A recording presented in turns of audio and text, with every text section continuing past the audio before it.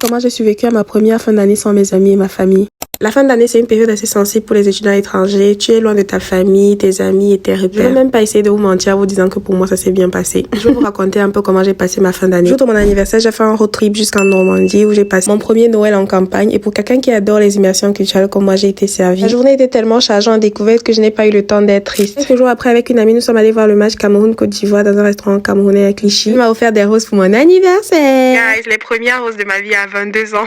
Quelques jours avant le désastre, avec des copines, nous sommes allés goûter des ramen. Première fois de ma vie qu'un plat me fait pleurer et Dieu sait la quantité de piment que je supporte. Fun fact, c'était pas piquant, c'était juste super épicé. Après cette découverte culinaire, nous sommes allés au karaoké. À l'époque de ma vie, mon hobby principal c'était le karaoké. Il y avait cette application Carafun que j'utilisais pour faire des duos avec des personnes en ligne. Et en scrollant un jour, je me suis rendu compte qu'ils avaient une enceinte à Paris où on pouvait faire du karaoké sur place. Le 31 décembre, j'ai fait un autre road trip jusqu'en Allemagne. Fêter le nouvel an avec ma cousine et j'ai commencé à me sentir mal juste après avoir brisé le porc et fait la petite décoration. Heureusement que mon appétit n'est parti que le lendemain. J'ai alors pu manger mes 12 raisins sous la table à minuit. Oui, l'esprit du célibat doit me libérer en 2020. Ensuite, on est descendu lancer les feux d'artifice. C'était super beau et je n'avais jamais fait ça. J'étais choquée de voir les natifs lancer et n'afficher aucune émotion. C'était trop pour moi. J'ai commencé à crier Froyes Noyesia, Froyes Noyesia et tout le monde m'a suivi.